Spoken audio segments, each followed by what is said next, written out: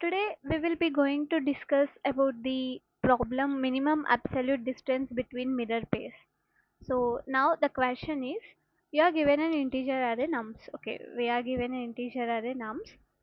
A mirror pair is a pair of indices I comma j such that I and j should be between 0 to nums dot length, and j should be greater than I and I should be greater or equal to 0. Okay, this is one condition for the mirror pair, and another condition is reverse of nums of I, it should be equal to nums of j. It means let us consider 0th, which is I, and j this one, and reverse of 12 should be equal to 21. It means this pair has formed the mirror pair. This is like mirror pair. Okay, so he is saying that return the minimum absolute distance between the indices of any mirror pair. So we have to find the mirror pairs and we have to return the minimum distance between them. Let us say it's always absolute of I minus j, or you can directly write as j minus I, because j is always greater than I. So directly we can write as j minus I. Okay, let us take this example. Here if we take 12 and 21 is there. Okay, so 12, let's consider it as I and j as 21. Okay, first condition is satisfied, and the second condition is reverse of nums of should be equal to nums of j. So reverse of 12 is equal to 21. So it means this has formed the mirror pair. Okay, this has formed the mirror pair. So this has formed the mirror pair. Then what is the absolute distance? That is 1 minus 0 is 1. Okay, up to now this is the minimum absolute distance. Okay, is there any other mirror pair forming? Yeah, we have like second and fourth index. So 45, 54, this is also forming the mirror pair. Okay, so what is the absolute distance between 45 and 54? So this is at second index and this is at fourth index. 2 3, yeah, fourth index. 4 minus 2 is 2. But compared to this 45 54 pair, 21 21 has minimum absolute distance. So I can return 1. If you take this example 120 and 21, this also forms the mirror pair, because reverse of 120 is 21 and I is less than j. So this formed a mirror pair, and so we can return 1. And if we take here, this is not a mirror pair. Why? The reverse of 21 is how much? 12. But we have 120. So there is no chance we can find a mirror pair because there are two. So they can't form. So that's why we are returning minus 1. So the intuition how we can do means we can do it in order of n square. Okay, taking two for loops and start with this first I. Let us say I is here and j should be I plus 1. As soon as you find the minimum, like as soon as you find the reverse of this number, reverse of I, then we can stop there, we can break the loop and we can store the answer. Why I am saying to break the loop? Because we need the minimum distance. If you say like number of distances like any absolute value maximum, then we could have gone further, but he said minimum absolute distance. So minimum absolute distance, let us say if I is here, so minimum in order to form the minimum absolute distance, the j should be nearer to I. Okay, so as you're going away from this, the distance increases. So that's why I'm saying as soon as you find the mirror pair, we can just break that and we can just come out of the loop. But here in the worst case, it will reduce some number of iterations, but worst case the mirror pair of this 12 or any value can be in the last, so it will anyway try to form order of n square. So in the worst case it will be order of n square, but our constraint, if you see, it's 10 power 5. Okay, the maximum we can do is n log n. Okay, so what we can do, so we have to reduce one for loop. Okay, okay, now we got like we can reduce one for loop. So previously it was like n square into log n, because log n is log base to the power 10n, because log base to the power n square is for reversing the number. Okay, okay, we got it. So now what we can do means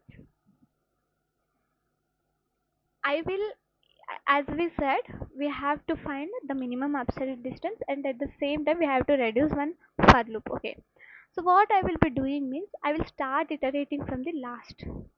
Okay, I will start iterating from the last. Okay, I have to remember the reverse, like with the number and index. Let's say here 12 is there, 21 is there somewhere. Okay, let us say somewhere here it is there. In order to know that 12's reverse is existing or not, how can I know? I have to store it somewhere, right? When I am coming from the backward. And why I started iterating from the back means, see, like if I am coming like uh, from the back, I will be updating each time the index value if I find the reverse of that. In order to make the clear understanding, let us add another number, okay, which is like I will be adding like 21 itself. Okay, this will give us the clear understanding why I am iterating from the back. It's not like I am obsessed with the backward travels, but yeah, let us see why. Okay, so now 21 is there. So I will be seeing in my hash map. Let us consider this as my hash map. Of course, this is like a randomly we should draw. Okay, let us say this is my hash map.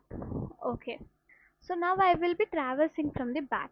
Okay, I will be seeing whether the reverse of 21, that is 12, is existing in the hash map or not. Oh no, it's not existing.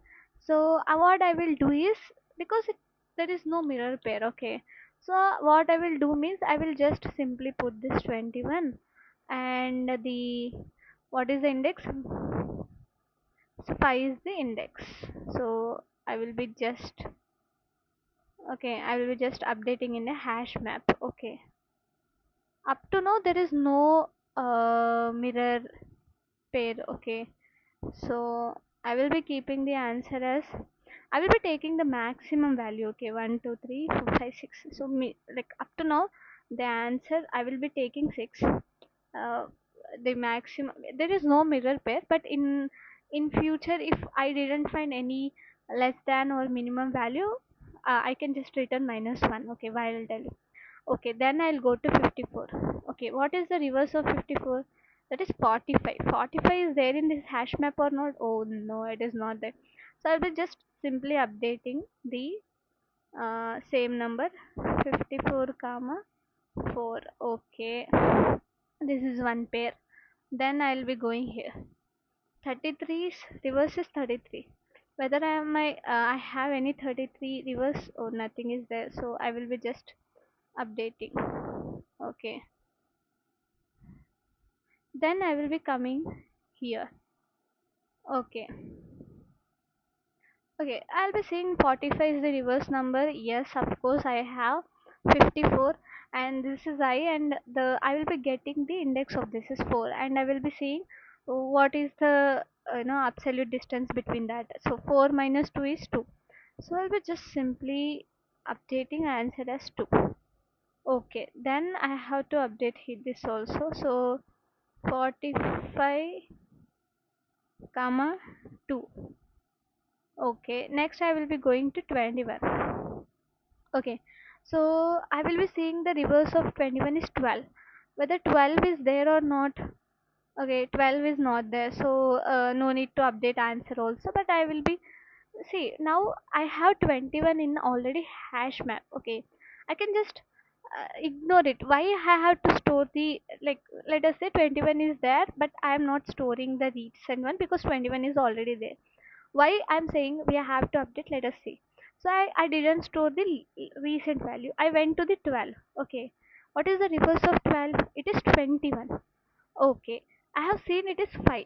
Okay, this value I have seen, but the there is also another 21 also it is there. This is the minimum distance, right? Compared to this one gives the better answer. So now we came to know that why we have to update even though we find the answer. So Even though we found the answer, we have to update with the latest one, because see, if I update with the latest one, then the minimum distance will be, we can see minimum absolute distance. Okay, so that's why we have to always update with the value is there in the hash map or not, we have to update with the latest index. Okay, so so when I'm here, I will be updating with 1. When I go to here, the reverse of 12 is 21, so I will be updating like, oh, 21 is there, so the index is 1, 1 minus 0 is 0, so that is 1, so the answer is 1. Okay, so now I can return this one. What if I didn't find any value? Okay, there is no 21, let us consider. Okay, so there is like, this is like 41 and like this is 31, so there are no absolute. So what I said, previously I will be keeping the answer as 6. Okay, so nowhere I didn't find the value. Okay, so what is the maximum value I can find? I will be always keeping nums dot length, like 0 1. So 6 I can keep. So I can keep last as 6. If I'm not finding any value, answer will be 6. When answer is like equal to nums dot length, no, then it means I haven't found any mirror pair. It means in that array there is no mirror pair. So directly I can return the minus 1. So in that way I can do that. So if you see the code, I have here written the code, taken the hash map, and like here we can either store the nums dot length or 1, but I have to be in the safe side, I taken plus 1, and I'm iterating from the last.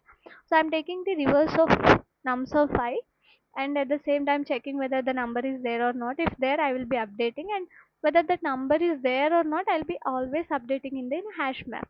So if in the last, if I have like answer equal to nums dot length, it will be returning minus 1, and if not, I'll be returning the answer. If we see here, uh, okay, if we submit the answer,